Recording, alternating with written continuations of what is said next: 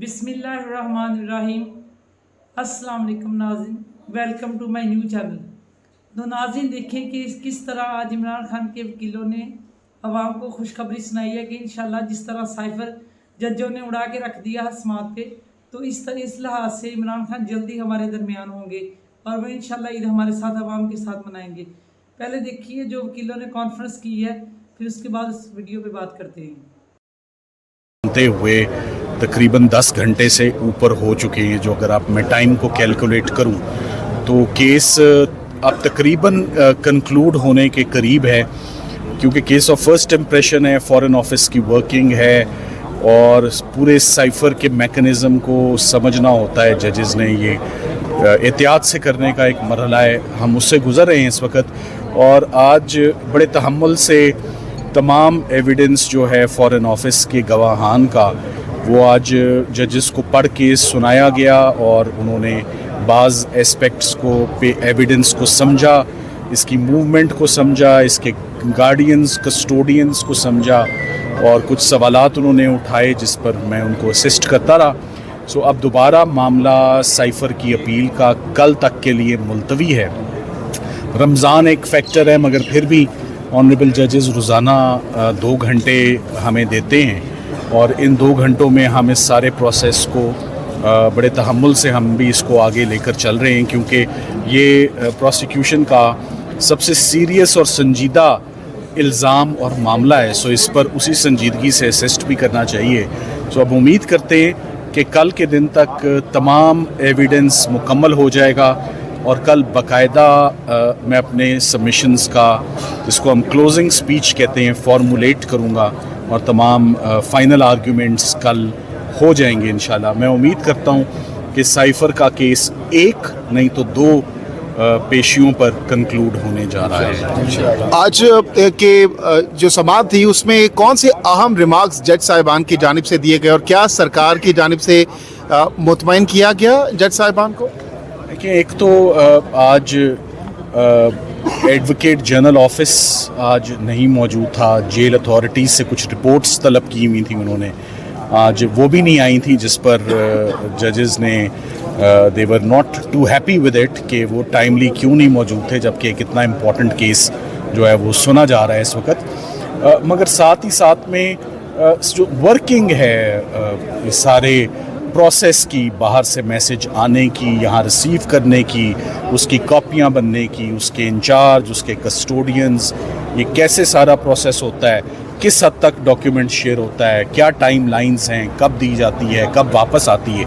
सो ये तमाम बातें आज अपील में हुई। सो आज आई एम श्योर जज साहब के आगे काफ़ी क्लैरिटी है, दोनों जजेस के आगे, कि ये साइफर की मूवमेंट क्या है और इसके प्रोटोकॉल्स क्या हैं और रूल्स क्या हैं, लॉ क्या है जो साइफर के सारी मूवमेंट को और इसकी कॉन्फिडेंशियलिटी को और इसकी डिस्ट्रक्शन को रेगुलेट करता है जो कानून। आज उस पर काफ़ी मावनत जो है वो हमने जजेस को दी। सो वंस अगेन मामला सब जुडिस है, मामला इस वक्त नियरिंग इट्स कंक्लूजन है, मामला नियरिंग इट्स लॉजिकल कंक्लूजन है। हम उम्मीद करते हैं कि the arguments will find favour और both the appellants will be honorably acquitted from the charges इंशाल्लाह। ये फाइनल आर्ग्यूमेंट्स हम करने वाले हैं। Thank you. अगर एक्विटेड नहीं होता तो उसके बाद आपके पास क्या ऑप्शंस होंगे? मैंने उस ऑप्शन के मुतालिक ना सोचा है, ना मेरे ज़हन में आती है एक्विटल, आउट ऑफ क्वेश्चन। लेकिन क्या सोचना नहीं चाहिए, क्योंकि कुछ भी हो सकता है अदालत की जानिब से? ऐसा कभी नहीं सोचता, that's not my way of thinking. This is a case of acquittal and there will be acquittal. वैसे जिस तरह लग रहा है जिन टेक्निकलिटीज पे खेला जा रहा है, उससे तो वही रिमांड बैक के चांसेस लग रहे हैं। मुझे ये लगता है आप जब भी मुझसे सवाल पूछते हैं, आप रिमांड के ऊपर सवाल पूछते हैं, जब मैं आपको एक बात बता देता हूँ, देखिए जब एक अपील को सुनते हुए इतने दिन हो चुके होते हैं, ये हरगिज़ रिमांड की तरफ नहीं जा रहा। आपका सवाल हमेशा रिमांड की तरफ आप ले जाना चाहते हैं और कोई नहीं जा रहा, बस सिर्फ एक मामला ये है कि हमें माजी में देखा है बल्ले का निशान अदालतें ऐसे ही कर रही हैं जिसका नुकसान पार्टी को हो रहा है।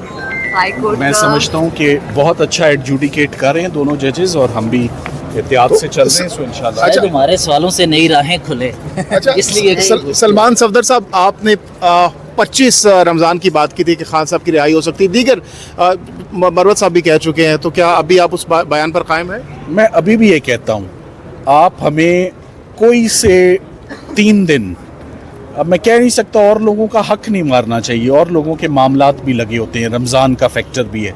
ये भी बात मैं अप्रिशिएट करता हूँ कि रमज़ान में क्या टाइम हो गया है, 4:05, 4:05 तक जजेस ने केस सुना। हम सिर्फ शुक्रिया अदा कर सकते हैं उनका।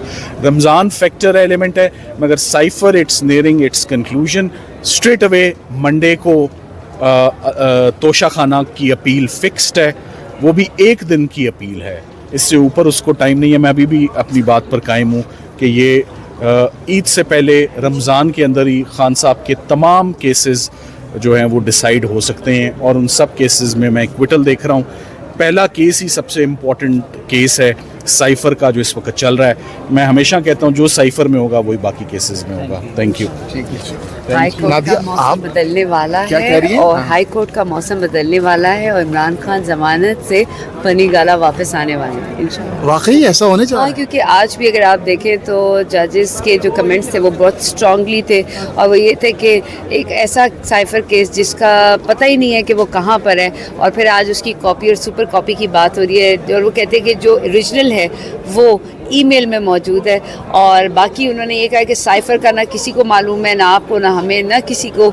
तो फिर उस पर सज़ा जो है इतने सालों की जो दी गई है, तो उससे अंदाज़ा होता है। और आप अगर केसेस सुने फ्रॉम स्टार्ट, यानी ये आप ठीक है, केसेस के हवाले से तो हम जान चुके हैं। अच्छा नहीं, बात सुने, स्पेशली पता लग रहा है, जो आप मेरे वर्ड्स याद रखें, मैं हमेशा आपको बताती हूँ कि हाई कोर्ट का मौसम बदलने वाला है, और आप फैसला कैसे, भी इमरान खान और शाह महमूद के हक में आने वाला अच्छा है। ये बताएं, चले फैसला तो बकौल आपके हक में आने वाला है, तैयारियां नहीं, क्या अदालत के हैं? तैयारियां क्या हैं? कैसा इस्तकबाल करेंगे खान साहब के लिए? जब बाहर आएंगे तो किस तरीके से उनको वेलकम करेंगे आप? डेफिनेटली हम वो होंगे जो अडयाला जेल से उनको लेंगे, और मैं आई बिलीव, मुझे मालूम है कि मैं सबसे पहले खान साहब को मिलने वाले लोगों में से होंगी और ले जाने वाले। गिफ्ट तैयार किया उनके लिए?